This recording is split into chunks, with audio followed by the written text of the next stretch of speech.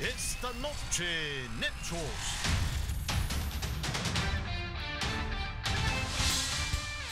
Estados Unidos se sale del acuerdo nuclear con Irán porque, según Donald Trump, es un engaño.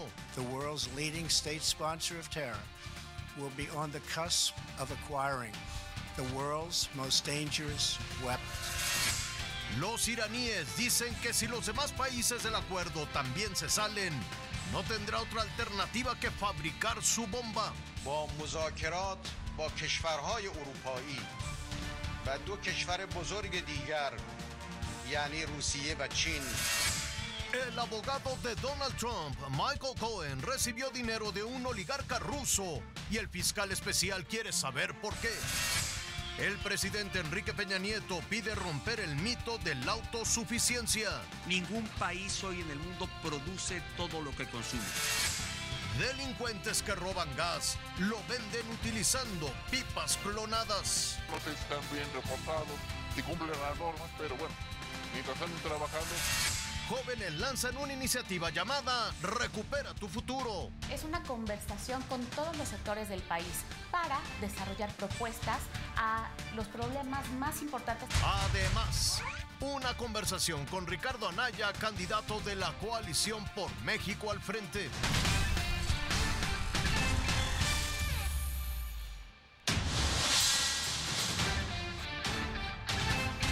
Muchísimo gusto saludarlo. Yo soy Javier Alatorre con las noticias. Mire, después de la revolución islámica, Estados Unidos e Irán se volvieron rivales irreconciliables. Barack Obama, el expresidente de Estados Unidos, logró un acercamiento inédito a través de un acuerdo que congelaba los planes atómicos, los planes nucleares de Irán. Esto a cambio del levantamiento de sanciones económicas. Pero hoy se acabó la historia. El presidente de los Estados Unidos cumplió con las amenazas y a pesar de que algunos de sus asesores no estaban conformes, informó que su país abandonaría el acuerdo nuclear de Irán. The Iran deal is defective at its core. If we do nothing, we know exactly what will happen. In just a short period of time, the world's leading state sponsor of terror will be on the cusp of acquiring the world's most dangerous weapons. Trump ignoró a la propia Organización de las Naciones Unidas, que aseguró que Irán sí estaba cumpliendo con el acuerdo. A cambio, informó que los Estados Unidos impondrían al régimen iraní las mayores sanciones económicas posibles. La medida encontró el apoyo incondicional de Benjamin Netanyahu. Israel fully supports President Trump's bold decision today to reject the disastrous nuclear deal with the terrorist regime in Tehran. Pero a cambio también se enfrentó al rechazo inmediato de la ONU, los principales miembros de la Unión Europea y obviamente del presidente Hassan Rouhani. ظرف چند هفته آینده با مذاکرات با کشورهای اروپایی و دو کشور بزرگ دیگر یعنی روسیه و چین رایزنی ها، هماهنگی های لازم و مذاکرات لازم رو انجام بده. اگر در پایان این مهلت و زمان کوتاه ما به این نتیجه رسیدیم که El mandatario iraní acusó a Trump de incumplir sus compromisos y aseguró que Teherán está listo para retomar sus actividades nucleares. Raciel Cruz Salazar, Azteca Noticias.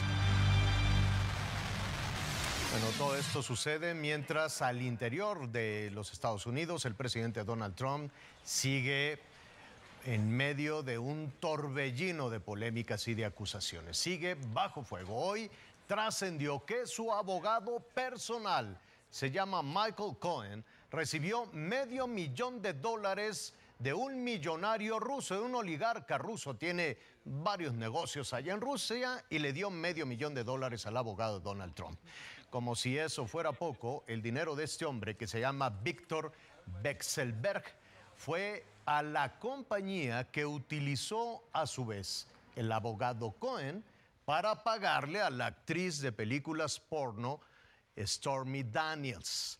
Ante esta situación, los que están investigando allá en Estados Unidos, el fiscal especial Robert Mueller, ahora quiere saber por qué el abogado de Donald Trump recibió $500,000 de un millonario ruso muy ligado a Vladimir Putin. Y hay más.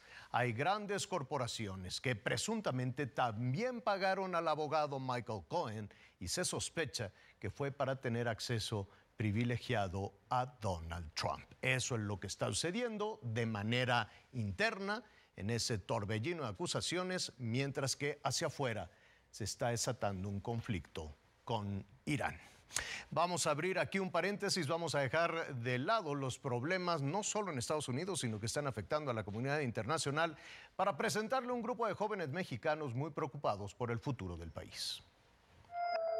La palabra pudiera sonarle extraña, pero su significado y lo que representa posee un enorme valor social. Kibernus significa en griego timón y es un programa creado para impulsar a los líderes jóvenes. Y tiene 3 objetivos principales, que es identificar liderazgos capaces, visionarios y éticos. Segundo, socializar la importancia que tiene el buen liderazgo en la creación de entornos propicios. Y tercero es realizar actividades con la comunidad y a través de alianzas con los actores más relevantes de la comunidad.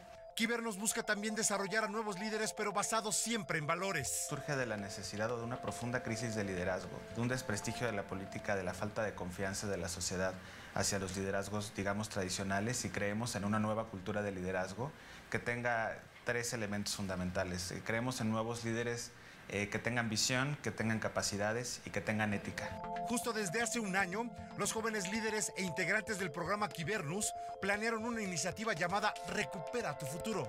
Es una conversación con todos los sectores del país, con jóvenes, con académicos, con empresarios, con actores relevantes de cada estado del país, para desarrollar propuestas a los problemas más importantes que se viven en todas las regiones. Recupera tu futuro es una propuesta de la juventud para el país. Quiere decir que los jóvenes no nos quedamos en un estado inmóvil, sino estamos también preocupados pues, por el futuro de México, porque eventualmente la estafeta generacional pues, nos va a tocar, y cuando nos toque queremos estar preparados con propuestas y con acciones muy concretas que nos hagan de construir este México la potencia que todos queremos, ¿no? Con esto, el programa Kibernus hace honor a su nombre, que aquellos próximos líderes tomen el timón, tomen el mando y con ello impulsen una transformación social responsable, pero también positiva.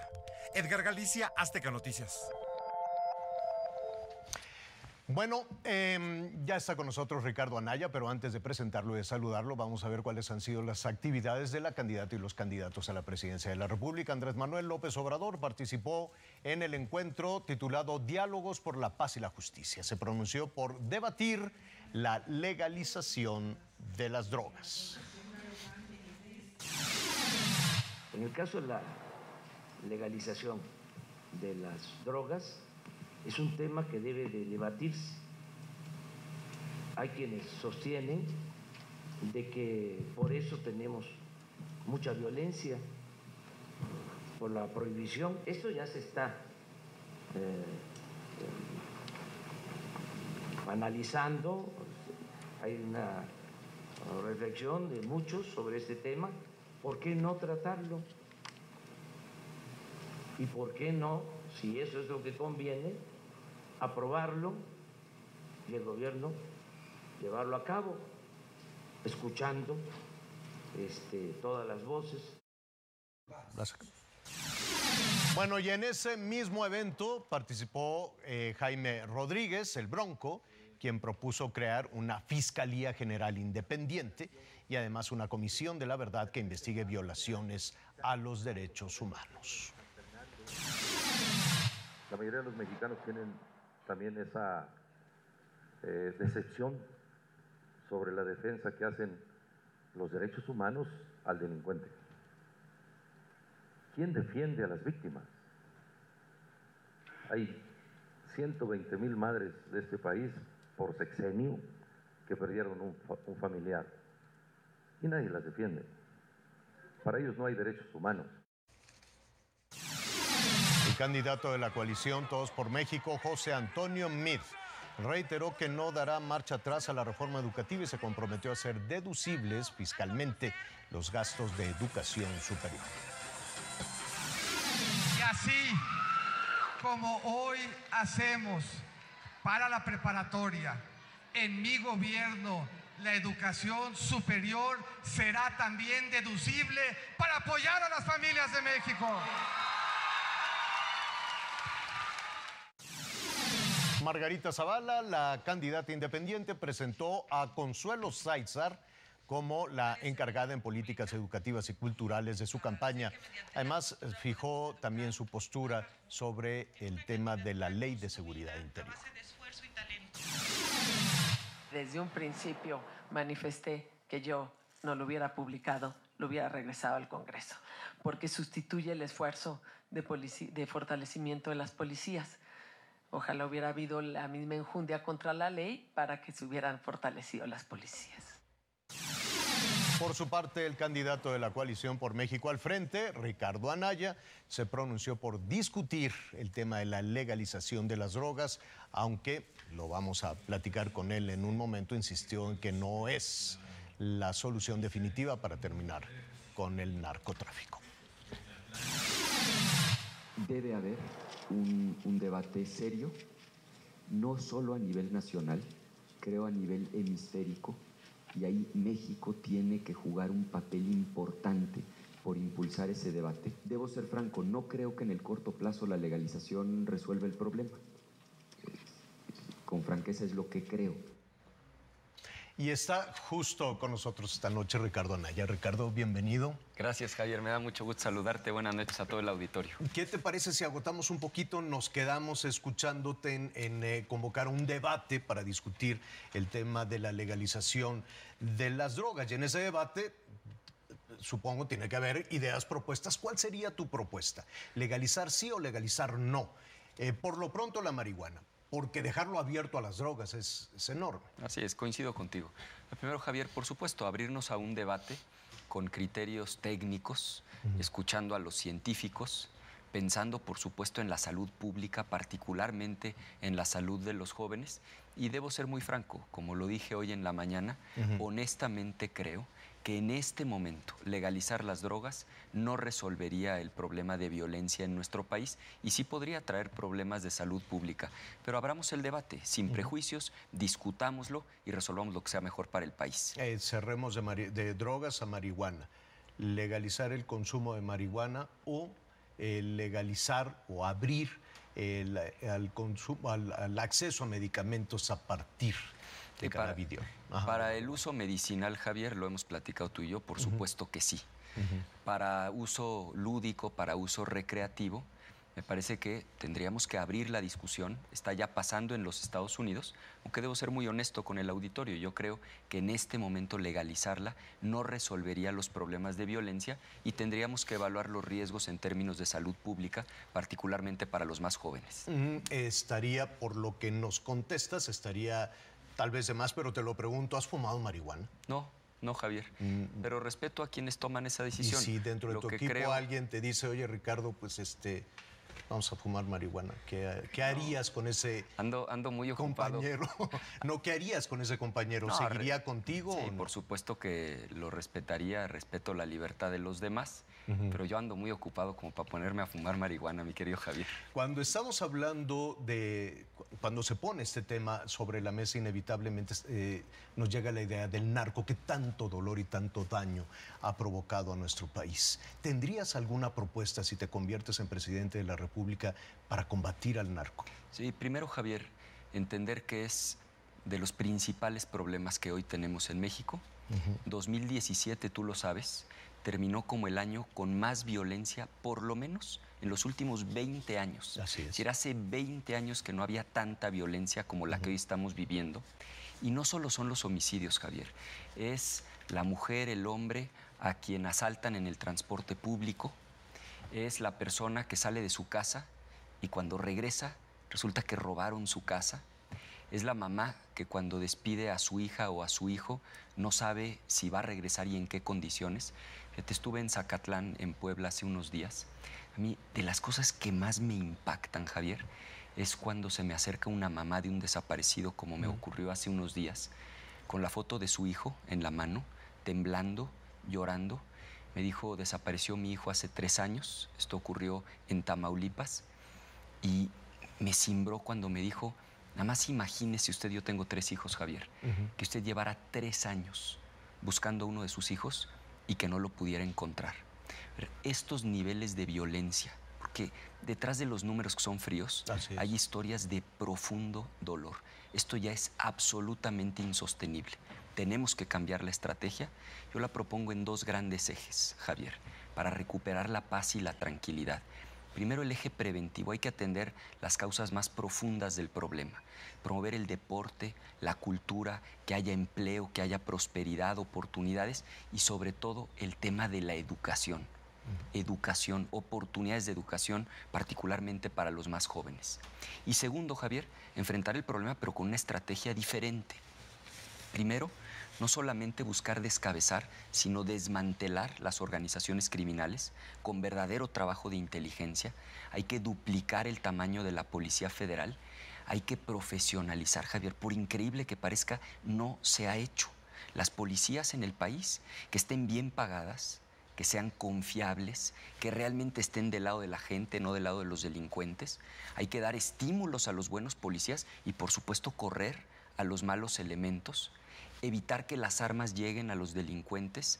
Abro un pequeño paréntesis, esto implica replantear nuestra relación con Estados Unidos. No sé si la gente lo sepa, pero cada año entran de Estados Unidos a México, tú lo sabes muy bien, 200,000 armas de manera ilegal. Y por supuesto, seguir apoyándonos, Javier, del Ejército y de la Marina, en tanto contemos con policías que sean verdaderamente confiables, que estén bien preparadas y que tengamos la certeza que están del lado de la gente. Es una absoluta prioridad, yo diría ya con nivel de urgencia, el cambiar la estrategia y recuperar la paz y la tranquilidad, que las familias vuelvan a vivir con seguridad en nuestro país. Voy a trabajar incansablemente para lograrlo. Nos dices cambiar la estrategia, aunque esta propuesta se parece a lo que hemos escuchado. El control de confianza para los policías, si se plantea el mando único, en fin, hemos escuchado en varias ocasiones el tener mejores policías, mejor equipados, mejor pagados, y hoy tenemos municipios que ni siquiera tienen un solo policía o que tienen 3 o 4 policías sin posibilidad de enfrentar al crimen organizado. Tienes toda la razón y déjame decirte dos cosas. La primera, por increíble que parezca, Javier, llevamos 10 años hablando de esto y no se ha hecho. Yo invito a que la gente vea las cifras que publicó esta organización de la sociedad civil, muy confiable, muy profesional, Causa en Común. Prácticamente, Javier, ninguna policía del país cumple con todos los estándares de profesionalización que están establecidos en la ley. Es que ese es el problema de los políticos, que luego son muy buenos para echar rollos, pero las cosas no suceden, no se aterrizan. Necesitamos, como decimos coloquialmente, pasar del dicho al hecho. Y segundo, en este tema en particular no tenemos todos la misma propuesta. Mi planteamiento, por ejemplo, es muy diferente del que tiene Andrés Manuel López Obrador. Tú sabes, él ha estado planteando una amnistía, es decir, perdonar a los criminales, perdonar a los delincuentes. Yo estoy absolutamente convencido de que eso primero no resolvería el problema, sino al contrario, aumentaría la violencia. Y te doy datos concretos. Eso de perdonar a los delincuentes, haciendo un trato con ellos, pensando que así iba a bajar la violencia, lo intentaron, por ejemplo, en Colombia, hace más o menos unos 25 años, también en El Salvador. Los resultados fueron un desastre, Javier. Porque cuando se le da tregua al crimen, se reagrupan, se fortalecen y lejos de disminuir la violencia termina aumentando. Entonces no estamos todos proponiendo lo mismo y el reto, Javier, es hacer que las cosas sucedan. Para mí será la máxima prioridad recuperar la paz y la tranquilidad en el país, que las familias vivan seguras, que vivan tranquilas. Mira, particularmente quienes lo resienten de manera más cruda son las mujeres.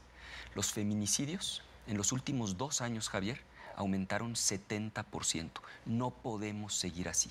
En materia de seguridad necesitamos un cambio profundo, absoluta convicción, firmeza, inteligencia, fuerza para resolver este problema y que las familias puedan vivir en paz. Castigo. Absolutamente, Javier. No, porque la justicia es fruto de que se haga valer la ley, no de la impunidad, no de perdonar a los delincuentes. Vamos a tener paz cuando haya justicia. Por supuesto que tenemos que aplicar la ley. Ahora, no basta solamente con la fuerza. Necesitamos acciones preventivas, ir a las causas más profundas del problema, que los jóvenes tengan oportunidades de empleo, oportunidades de trabajar. Mira, por eso, entre otras cosas, me da tanto coraje que haya tanta corrupción en nuestro país. Políticos ladrones robándose el dinero de la gente, habiendo tantas necesidades. ¿Cuántos jóvenes, Javier, se quedan sin la oportunidad de seguir estudiando porque no hay una beca disponible? Y sí hay recursos, el problema es que se lo están robando políticos corruptos. También tenemos que acabar con la corrupción, que a su vez es origen en buena medida de los problemas de inseguridad que tenemos en el país. Ahorita entramos al tema de los corruptos, pero me llama la atención que en las propuestas de seguridad se habla de alinear a las policías, de equipar a los policías, de tener buenos policías, y de pronto tenemos también un sistema oscuro en la parte judicial, y digo, en el terreno de los jueces poco sabemos los ciudadanos lo que por ahí sucede. Tenemos hoy un sistema penal acusatorio que parece una puerta giratoria. Este es un punto fundamental. ¿Qué harías si te conviertes Tienes en toda la razón. Una modificación, Javier. Hoy, quienes son detenidos portando armas de fuego no ameritan prisión preventiva. Entonces, literalmente, como lo acabas de decir, es una puerta giratoria. Los detienen e inmediatamente resultan liberados. Conozco muchísimos casos, me lo dice la gente con frustración cuando recorro el país. Pero eso lo puede hacer un presidente. Hay que modificar la ley, Javier. El presidente tiene derecho a presentar iniciativa. Ahora, por eso justamente nosotros estamos proponiendo hacer el primer gobierno de coalición en la historia de nuestro país.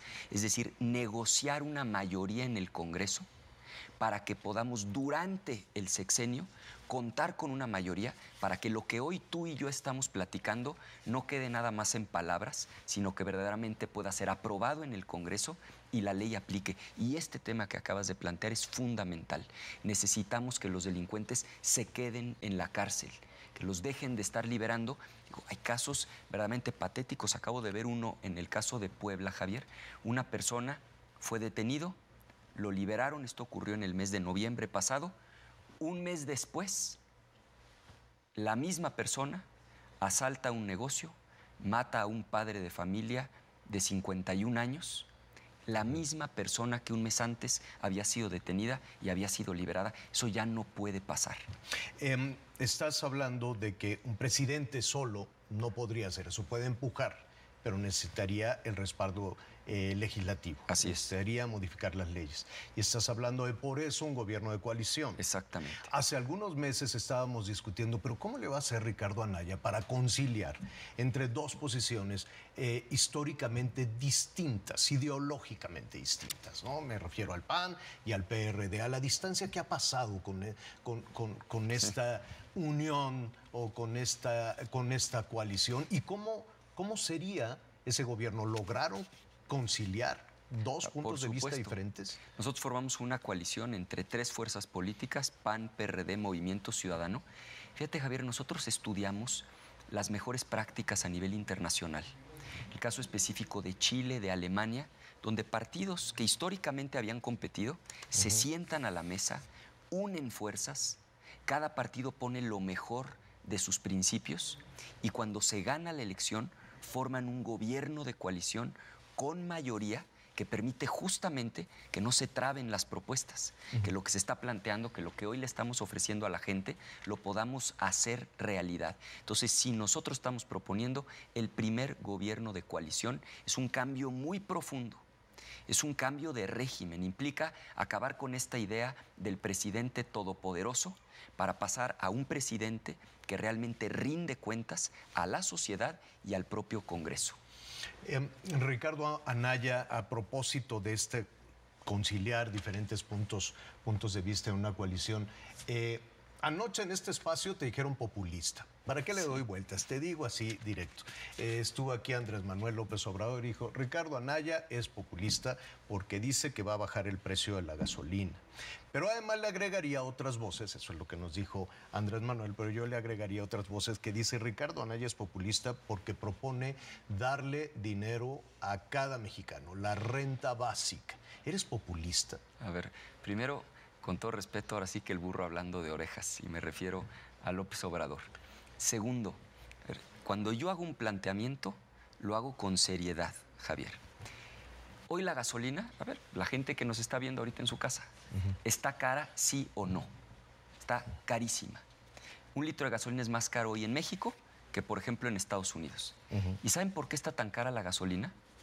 Porque de cada litro de gasolina casi el 40% de lo que pagamos, pensemos en un litro de casi 20 pesos, el 40%, 8 pesos de esos 20 son impuestos, Javier, que cobra el gobierno. Fundamentalmente dos impuestos. Un impuesto que es el IVA y otro impuesto que se llama Impuesto Especial sobre Producción y Servicios. Nosotros desde hace tiempo, el PRI no quiso que pasara esa iniciativa y ahora veo que López Obrador tampoco está de acuerdo. Lo que sostenemos es, bueno, es razonable que haya un impuesto, sí, pero no casi del 40%, no 8 pesos de cada litro, que vale prácticamente 20. Es un absoluto abuso. Estando la economía como está, Javier, por supuesto que no estoy de acuerdo en que se cobren tantos impuestos y por supuesto que estoy planteando que tiene que bajar el precio de la gasolina. Pero eso ¿bajas es el un precio de la gasolina planteamiento quitándole uno de esos dos impuestos? Quitando una parte del impuesto especial sobre producción y servicios. Es absolutamente factible y por supuesto que lo voy a hacer de ser presidente de la República.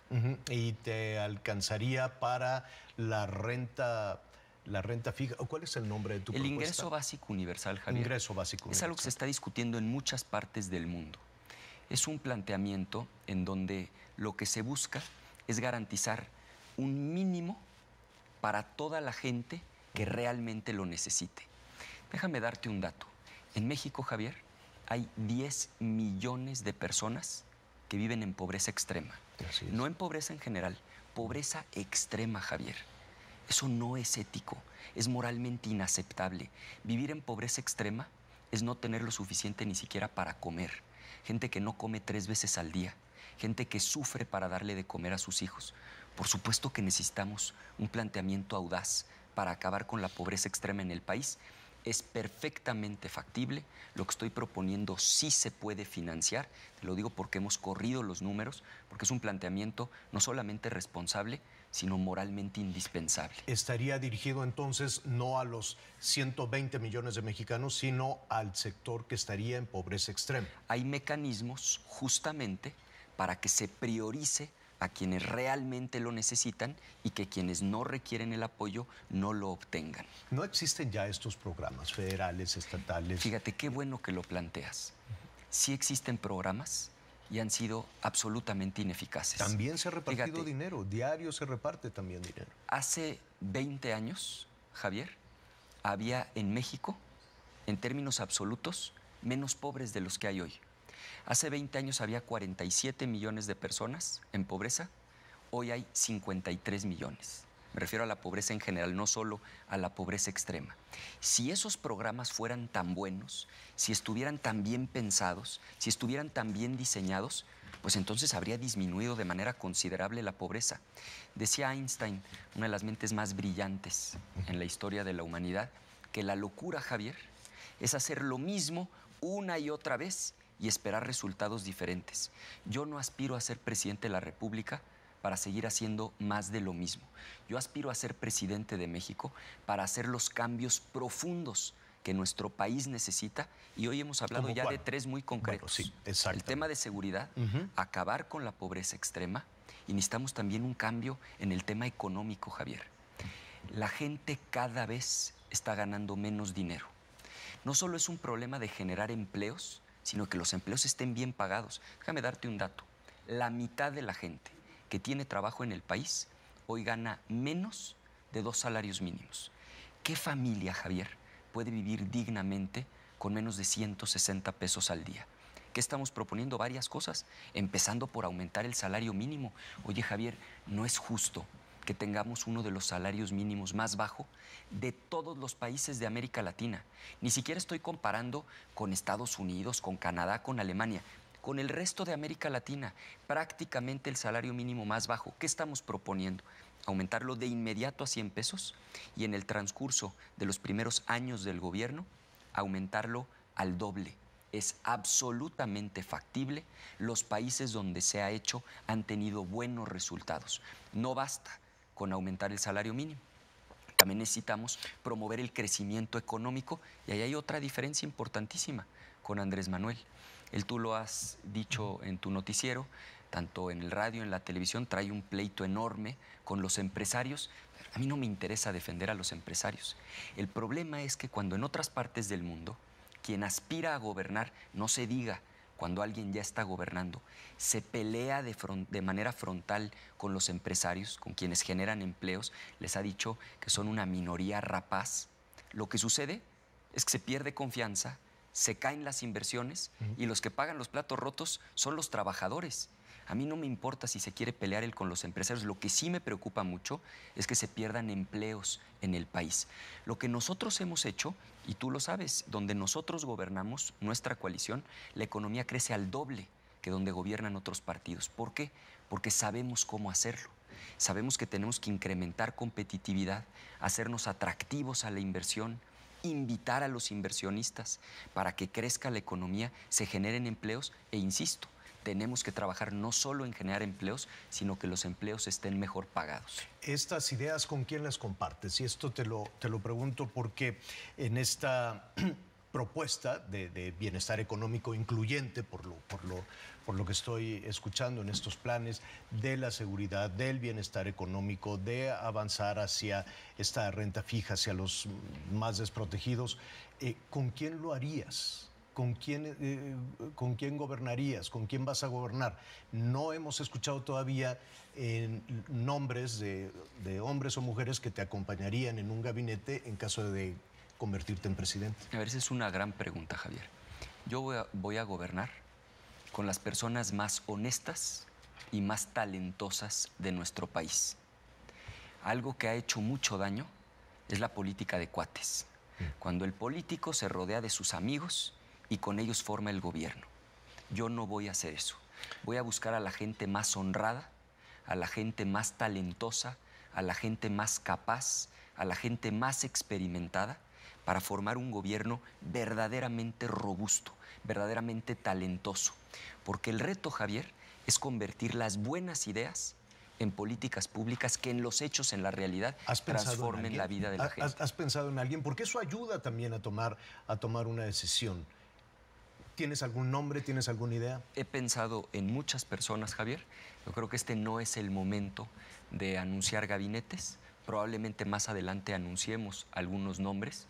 Creo que lo fundamental ahora es el compromiso, la convicción de acabar con esta política de andar gobernando con los amigos y con los cuates y buscar realmente a la gente más talentosa de nuestro país. Y así lo voy a hacer. Hace algunos años y evidentemente el país ha cambiado, el perfil de los candidatos también ha cambiado, pero fue inevitable acordarme, en su momento le pregunté a Vicente Fox y recurrió a un headhunter. ¿Tú harías lo mismo? ¿A un buscador de talento para encontrar a las personas más talentosas e integrar tu gobierno? No creo tanto en esa figura.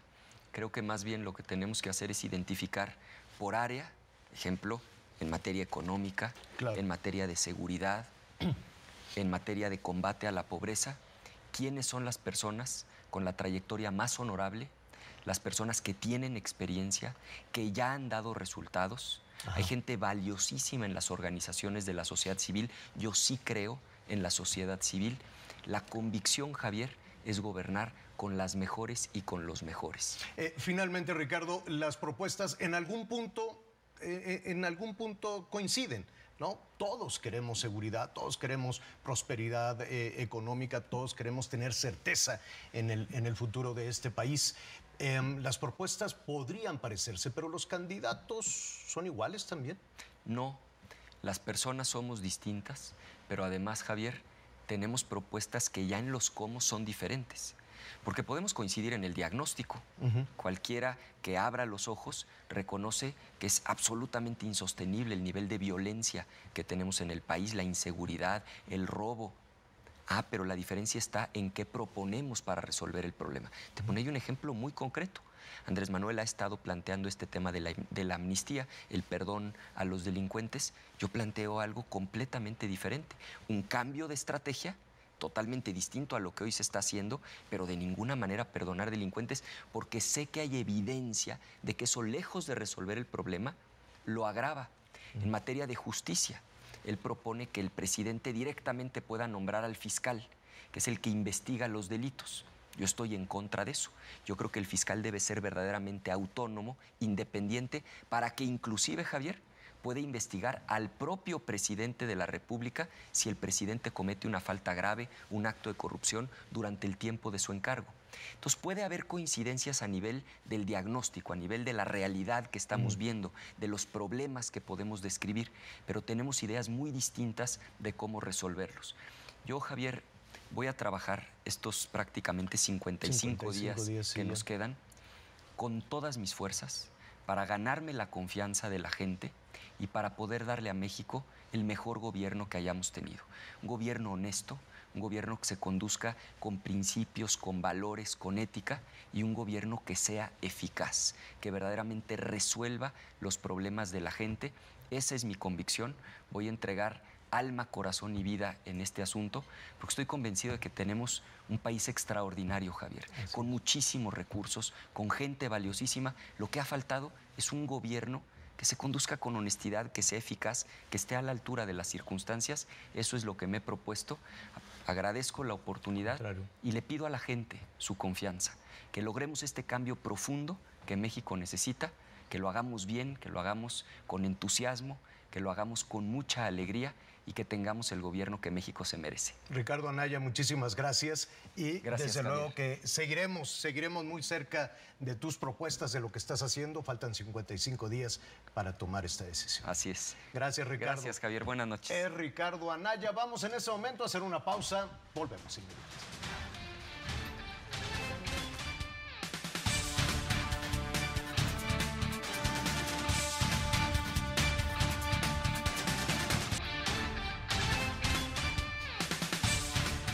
Bueno, vamos a continuar con la segunda entrega en torno a la investigación del robo de gas en nuestro país. Ve esta imagen.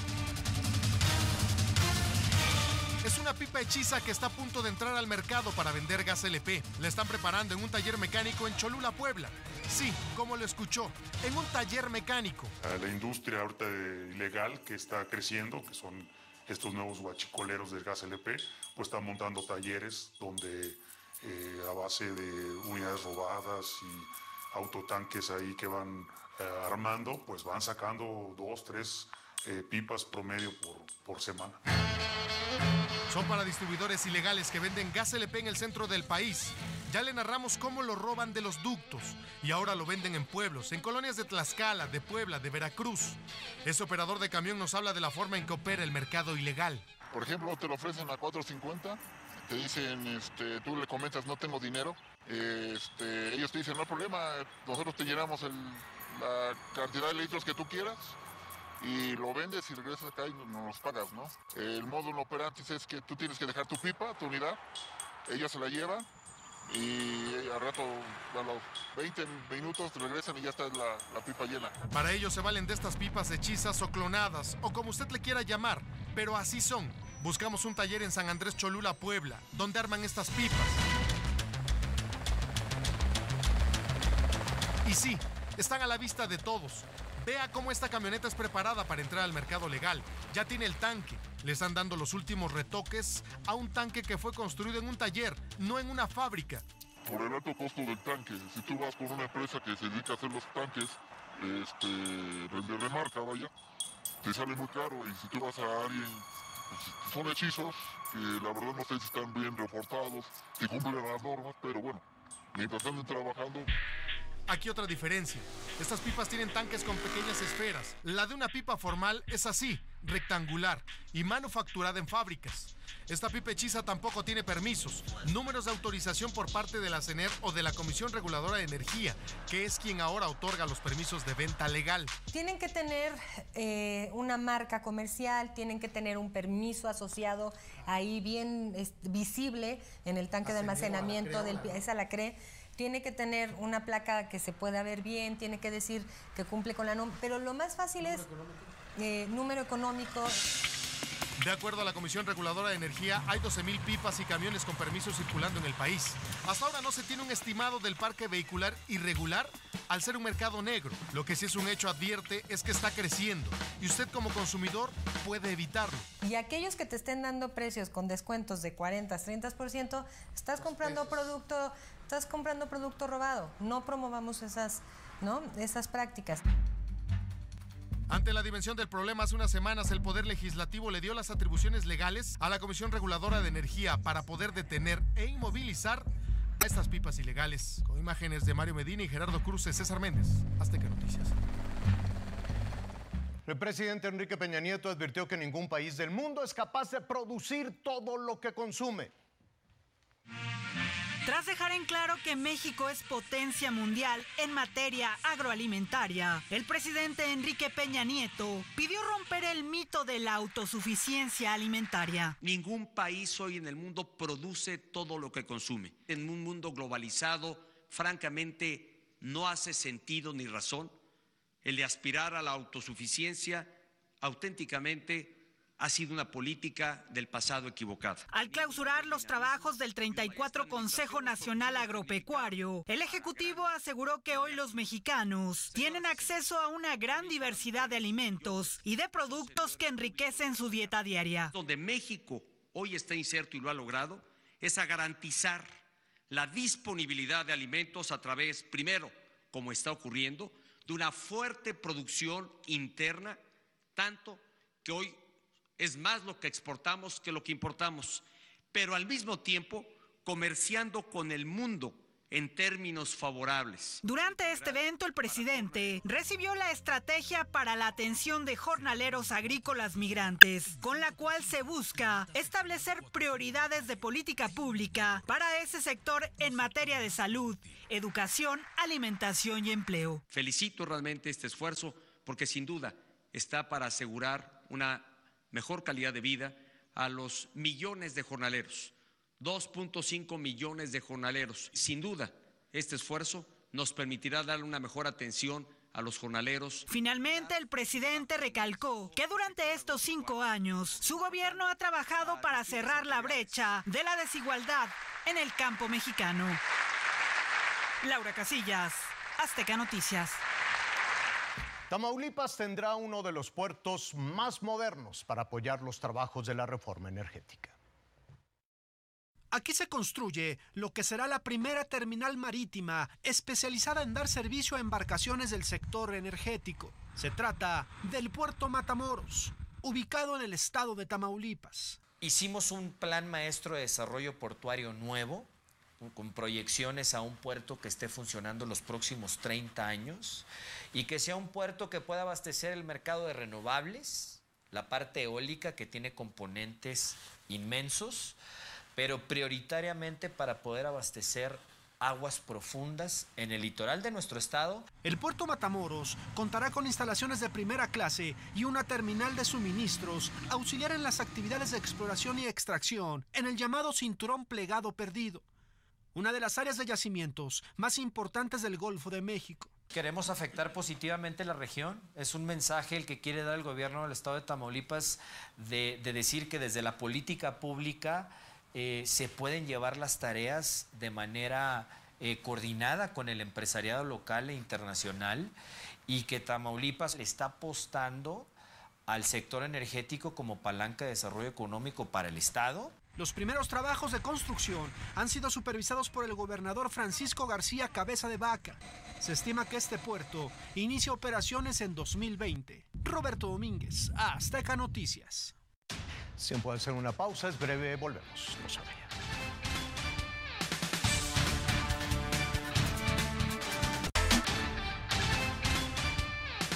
Hasta aquí las noticias, soy Javier Alatorre. Como siempre, gracias, muchísimas gracias por su compañía. Muy buenas noches, que descansen. Disfruta del mejor descanso con Restonic, el colchón de tus sueños.